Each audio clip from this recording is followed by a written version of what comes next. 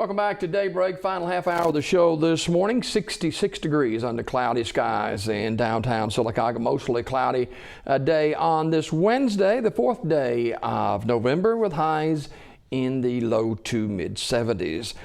Jon Segars, who is the Director of Career and Technical Education for the Sylacauga Board of Education, joins us this morning. And Jon, good morning to you, sir. Thanks for being with us today. Thank you. Good to be here. You hit the ground running September the 1st. Talk about it a little bit. I did. This summer, I had no clue I was coming to Sylacauga, and Dr. Freeman called me and said, we need to talk. I've got an offer for you, and you know, the rest is history. I'm here, and didn't expect to be here, but I'm glad I'm doing it. Was it one of those offers, Jon, you couldn't refuse? It was. Well, I tell you, Dr. Freeman's such a great leader. It's hard to turn that down when you get an opportunity like that. Well, Christy Kane, of course, Christy recently retired from the position as CTE, and of course, Christy stricken with an illness, and she retired earlier in the summer and in the fall, I should say. And those are big shoes to fill. I don't know if you can do that or not. I don't know that anybody can. I mean, Christy's a legend, and she's been a great help to me getting into this job. I didn't come with a career tech background. I taught high school for 5 years in the career tech world, but I didn't get the full effect of it until I got here. And Christy's, you can't replace that. Yeah, we're talking with Dr. Jon Segars, who is the Director of Career and Technical Education at Sylacauga High School, Sylacauga Board of Education, and you actually have a military background. I do. I spent 22 years on active duty. And when I retired, I went right over to Auburn High School and headed the ROTC program for 5 years. So, I was 22 years on active duty and 5 years as a contractor. So I've spent a good deal of my adult life doing Army stuff. Well, if you would, Jon, this morning, explain a little bit about career and technical education in the Sylacauga City School System. Yeah, we have a long history of great career tech programs. We're strong in business, we're strong in the health sciences, we're strong in now strong in what's called Project Lead the Way, which houses biomedicine, and we have engineering program. Plus we have a great relationship with the Central Alabama Community College, where we have 2 instructors right there in our high school that teach, will teach 4 classes this year, and we have students up in Childersburg doing welding.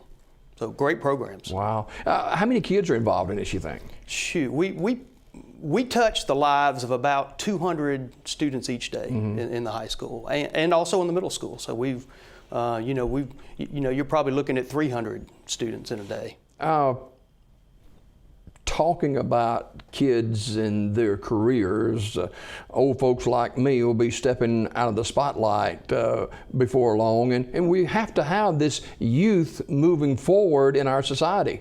We do, and we're trying to teach them to learn skills by doing. It's not enough to sit in a classroom and try to absorb what a teacher's telling you without putting your hands on it. So career tech is all about putting your hands on things, learning a skill, and the bottom line is most students are not going to college right out of high school. They're going to learn a trade, they're going to go to work, hopefully work their way through some sort of school later in life, or maybe not. They can go all sorts of different ways, and we want to create those options and those pathways for those students to take. Do you look at, Dr. Segars, do you look at opportunities for kids that are going to be well-paying, and there's some at the top of the list and there's some in the middle part of it? What careers are popular today? Well, I mentioned health sciences earlier. The healthcare field is booming. Of course, people are living longer. There's more and more opportunity for healthcare. The engineering field is always popular. It's tough to get into. We laugh sometimes. I came out of Auburn University as an instructor there, and we always said that engineering was really pre-business because so many people get into engineering and can't handle the rigor of it there. But I mean, you need engineers, but you also need people who can do things like build parts for cars, which we have a great market for in this community. Oh, sure. And it's a big time skill. I just walked through a factory the other day and got a great tour here in town, and you just can't even describe the technology that goes into building cars and car parts today. How do kids get into this? I know that's got to be great for them. You know, a lot of kids wind up in career tech by chance. They just find an interest in a class. They say, I might want to take that. And hopefully we hook the ones that have a need for that, and they take a series of classes. We call that a program. And then we try to get them a certification so they can walk out of high school with either a certification in some type of skill or application, or they can walk out with college credit. And we do that through Central Alabama Community College. Now, does this begin in the 9th grade, or when does it start? You know, technically it begins in the 8th grade, okay, but we're looking at younger and younger students now. I mean, we're even digging down to the 6th grade. They're kind of grasping it better than, say, we did when I was growing up. They are. Of course, they're a lot smarter than I was as a high school student. I didn't know what I was doing, and nobody guided me down a path like that. How important is that, guidance? Oh, it's huge. It's huge. And we have some of the greatest guidance counselors in the world right here. But you've got to be able to look at a student early in their school career and say, this is the path that best suits this student. And we have all sorts of instruments that tell us that. Now, does it always pan out? No. I'd have never known I was going in the Army as an officer when I was in high school. But a counselor in college and a very wise colonel looked at me and said, you know, you might have a future in doing this. Why don't you give it a try? And I'm like, well, I don't know what I want to do when I grow up, so yeah, I'll give it a try. So 27 years later, you know, there was a career. Is this more popular with guys, girls? Anybody. It's a big mix of gender. It's a big mix of demographics. It's all sorts of people. It's just those people that have realized that maybe 4-year college right away is not where I need to be. So is there something else out there? And certainly there is. High-paying jobs. Dr. Jon Segars, Director of Career and Technical Education at Sylacauga High School, Sylacauga Board of Education. Been here since September the 1st. And how does a community fit into this? Oh, community's big. We part of my job is community relations, where I'm looking at what the businesses in this town, in this county, and state of Alabama and beyond need out of our high school students. And Dr. Freeman has given me the freedom to take what we learn from our community and apply that in high school, so we can make some changes. We can take a look at what programs need to come, what need to go, what we need to alter, what we need to offer to students, so they have the best opportunity when they leave the high school. Talk just a couple of minutes we talked about the different and various tools that are being used, and technology. I mean, it's just ever changing, and I know you guys are on the cutting edge of it there at the high school. We are, and technology is huge in every business today. We get great returns from our partnership with the Central Alabama Community College, and we have programmable logic controls, the type of devices that run your red light system in town. People have to program those things. We've got robotics. We've got a great robot that NEMAC gave us to use.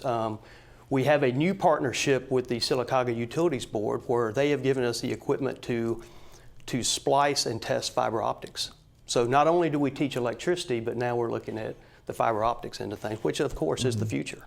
With healthcare, I'm sure Coosa Valley Medical Center is a big player there. Huge player.